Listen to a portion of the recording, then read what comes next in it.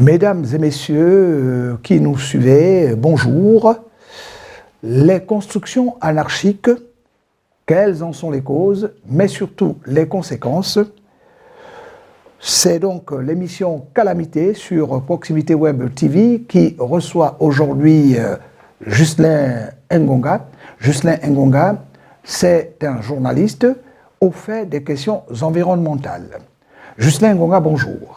Bonjour, Jérémy Gustave Zambo.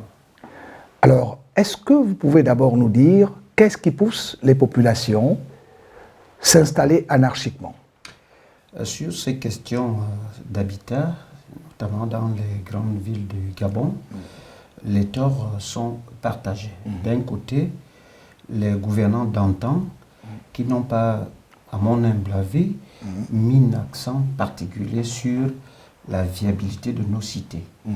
Et d'un côté, certaines populations, par la méconnaissance des textes qui régissent les lois en vigueur, les textes qui régissent les problèmes d'habitat dans la cité, se sont installés anarchiquement, comme vous le dites. Mais au fur et à mesure, et pour revenir d'un passé présent, pour dire que depuis que le chef de l'État, Ali Bongo, est arrivé à l'accession, à la tête du Gabon, il y a eu plusieurs réformes au niveau du ministère en charge de l'habitat, de l'urbanisme, et en matière de l'habitat et de l'urbanisme.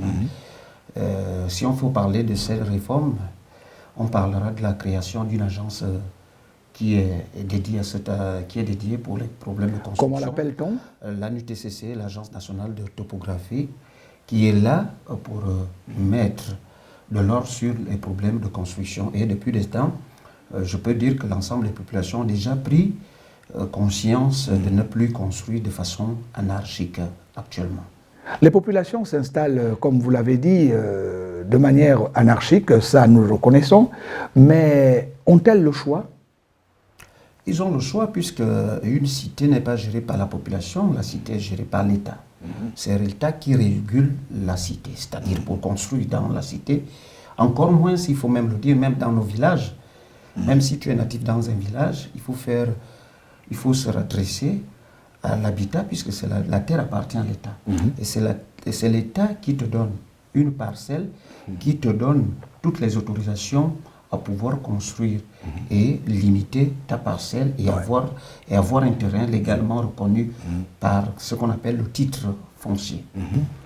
Alors, la question qui taraude un peu les esprits, c'est celle de savoir, puisque vous êtes au fait des questions environnementales et vous visitez forcément les quartiers, les villages. Alors, dans quelles conditions vivent ces populations qui bâtissent n'importe où? Effectivement, il y a des conséquences, autant qu'on peut le dire, plusieurs conséquences. Pour ce qui concerne ces constructions anarchiques, vous allez vivre dans la majorité des villes du pays des fortes inondations quand il y a des pluies, parce que les bassins versants, les eaux qui s'y déversent ne savent plus où passer à cause de ces constructions anarchiques. Vous allez vivre parmi ces conséquences aussi des incendies. Les sapeurs-pompiers ont du mal à rentrer à l'intérieur des bâtisses parce que par manque de voies de sortie pour éteindre les feux. Sur ces conséquences, vous allez voir aujourd'hui que dans un village ou bien dans une maison, plusieurs habitations ou bien plusieurs habitants n'ont pas de cours. N'ont pas de cours pour se recréer. Et même que dans certains quartiers, on passe à l'intérieur des maisons. On passe même à l'intérieur des maisons, aller d'un côté à un autre. Donc, c'est toutes ces conséquences qui font en sorte que ces populations qui s'y cohabitent, on sait que les conséquences sont aussi nombreuses que je viens de citer. Alors, la faute à qui essentiellement? Aux populations ou à l'État? Je ne crois pas que ce soit à l'État. C'est ce que je disais, que les torts sont partagés. Puisque plusieurs populations sont arrivées, par exemple, pour reprendre le cadre du Grand Libreville, sont arrivées des années 60. Donc je disais que dans ces années 60, les gouvernants d'antan n'ont pas mis un accent là-dessus, en matière de viabilisation. En matière de viabilisation de la cité, en matière d'urbanisation.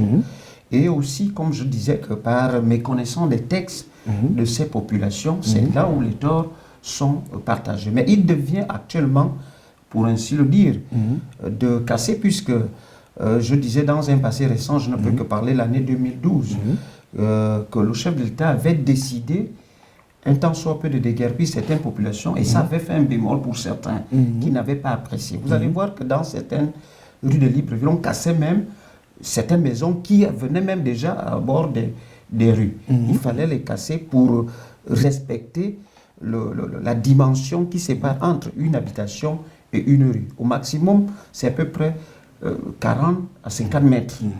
Parce que pour éviter des accidents, un véhicule qui peut directement aller directement à l'entrée à la maison. Mais cela n'exclut pas qu'aujourd'hui, que les politiques en matière de viabilisation peuvent toujours se faire. Et ça se fait à travers les différents gouvernements qui réfléchissent pour construire Libreville 2 qui veut s'étendre vers Andem.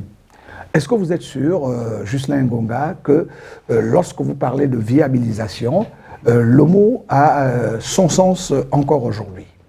Le mot a son sens aujourd'hui, il ne faut pas se leurrer. Vous allez voir aujourd'hui la jeune ville d'Akanda, qui n'existait pas, qui vient de naître. Akanda, c'était dans le département du Cap, dont le chef-lieu était aussi le Cap, au nord de Libreville, oui, au Cap Exterias. Alors, la nouvelle ville d'Akanda, qui n'existait pas, existe actuellement. C'est par rapport à ces politiques d'urbanisation. Ntoum aujourd'hui, qui est toujours le département du Koumou-Monda dans l'estuaire, Ntoum, et pourtant c'est un département qui aujourd'hui connaît déjà, on peut dire, 3 arrondissements. Ça va partir, pourquoi on a mis 3 arrondissements dans la commune de Ntoum, c'est par rapport à cette politique d'urbanisation, à force, parce qu'il y a une forte démographie dans ces communes. En même temps, la commune de Vendo aujourd'hui, qui compte en même temps aussi 3 arrondissements, donc l'État a fait, il faut le dire, l'État a fait des efforts à ce niveau, et ces efforts continuent à se faire pour voir le cas de la ville de Libreville. Disons que c'est pour apporter des solutions aux problèmes qui se posent actuellement aux populations. Mesdames et messieurs, chers téléspectateurs de Proximité Web TV, ainsi prend fin cette émission Calamité. Calamité parlait aujourd'hui des constructions anarchiques, et l'invité n'était autre que Ghislain Ngonga, journaliste au fait des questions environnementales. Nous vous remercions pour l'attention que vous nous portez. Merci.